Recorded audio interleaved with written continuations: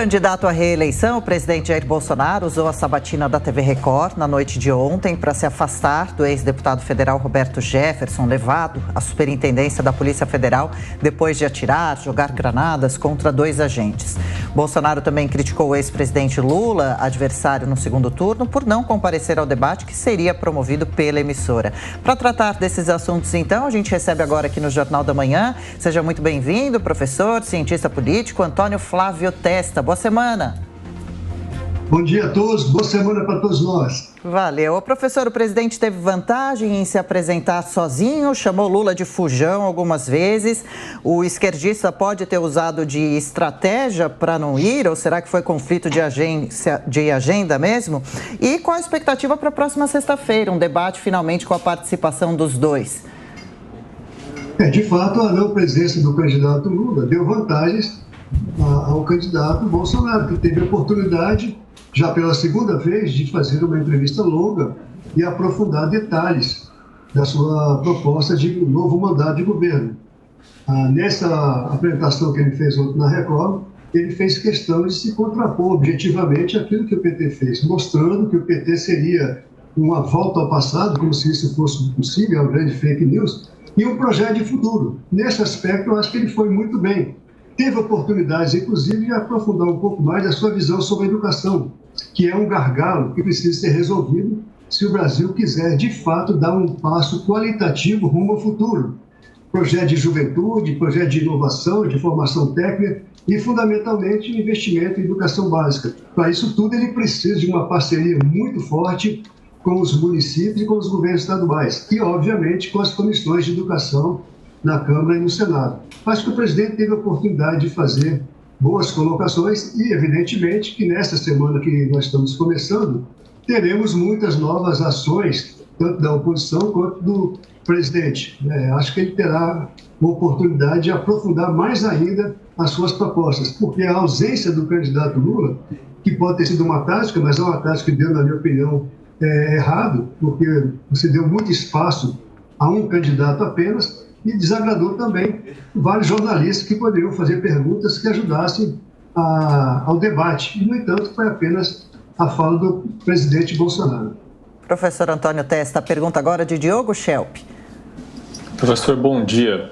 Professor, como bem observou Salles mais cedo aqui hoje, a maioria dos eleitores de Bolsonaro ou de Lula já estão decididos, né? São votos muito difíceis de virar. E existe aí uma pequena margem, então, onde ambos podem tentar crescer a margem daqueles que votaram em candidatos da chamada terceira via no primeiro turno, ou que estão indecisos, ou que votaram branco ou nulo. Por que a estratégia dos dois candidatos tem se concentrado para conseguir virar esses votos que ainda podem ser conquistados, estão concentrados no Sudeste, no Nordeste e, por exemplo, o Centro-Oeste tem sido negligenciado por ambos? Diogo, bom dia.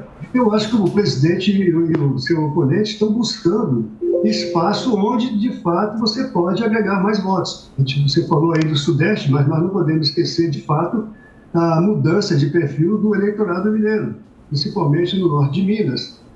No Nordeste a coisa parece estar bem definida, mas nós temos também já mudanças em algumas capitais, como é o caso de Maceió.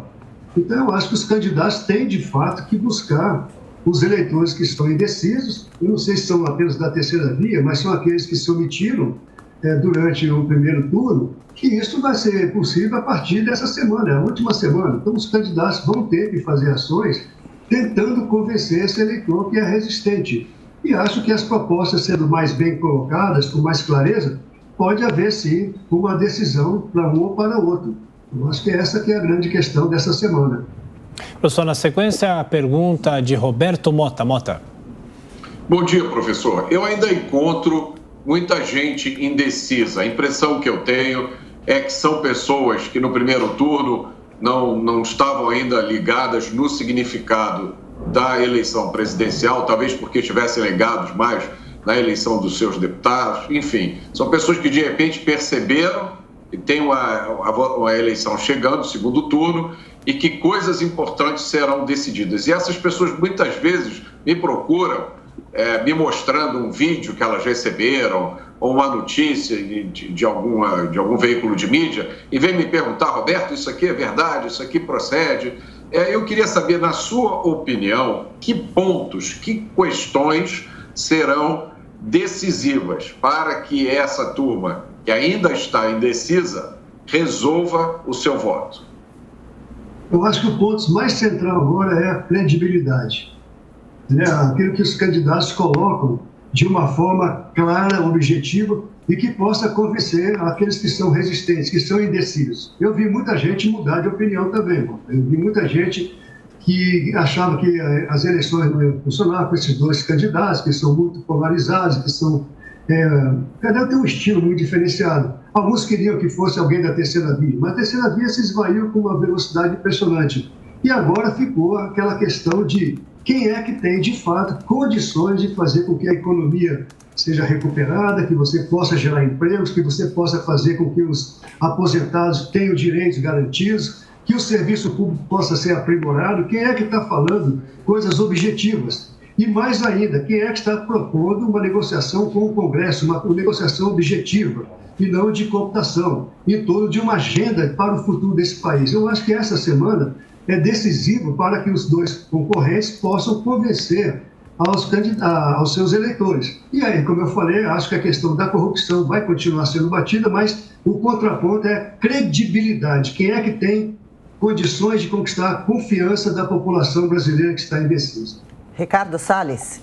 Professor, bom dia. O senhor citou agora o Congresso e, ao longo dessa semana, diversos artigos em diferentes jornais, meios de comunicação, citaram que uma eventual vitória do candidato Lula certamente traria uma instabilidade muito grande em razão, principalmente, dessa formação que o Congresso Nacional tem, ou terá, perdão, a partir dessa próxima legislatura, a qual eu farei parte, e é talvez a oportunidade para que finalmente a gente tenha um governo no Executivo com uma base sólida no Legislativo que não demande justamente isso que o senhor acabou de citar, que é esse presidencialismo de cooptação, né? Então, daí eu lhe pergunto, haveria na cabeça do eleitor de centro, esse indeciso que o senhor se referiu e que é, obviamente, correta a colocação, uma clara visão de que nós estamos diante de uma possibilidade de ter um Congresso alinhado, pela primeira vez em muitos anos, ou um Congresso desalinhado e, consequentemente, mais alguns anos, como foi o período Maia-Pacheco, mais alguns anos de instabilidade? Bom dia, Sérgio. Você tem razão. Acho que agora a população tem condições de acompanhar essa articulação, pelo menos em nível de discurso nesse momento, de um possível governo, tanto Bolsonaro quanto o governo Lula, e as dificuldades que serão decorrentes de um ou de outro. Evidentemente que o projeto do candidato Bolsonaro terá muito mais condições de avançar nesse Congresso que aí está, se ele conseguir apresentar as suas reformas no primeiro semestre, porque depois já começa uma nova articulação e aí a coisa muda. Lula, se chegar à presidência, vai ter muita dificuldade de eleger o comando da Câmara dos Deputados. Pode ser que ele consiga no Senado um pouco mais de flexibilidade, mas o Senado também não vai aceitar, porque tem uma série de projetos que dependem da boa vontade do Congresso. E isso, o Senado passa a ser decisivo nesse momento. E acho que, de fato, é possível, sim, a população ser convencida. Eu acho que o Bolsonaro colocou bem essas questões nas duas últimas entrevistas, do que ele vai tentar fazer, enquanto que o outro candidato não colocou nada disso. O que aparece na mídia, que eu também não sei se é tão verdadeiro assim, é que ele já está entregando órgãos públicos, ministério, essa coisa toda. Aquele estilo antigo dele propor. Acho que vamos aguardar. É possível, sim, o Brasil melhorar bastante a partir do ano que vem. Antônio Flávio Testa, cientista político. Professor, muito obrigada pela conversa. Até uma próxima. Até uma próxima. Bom dia a todos e boa semana.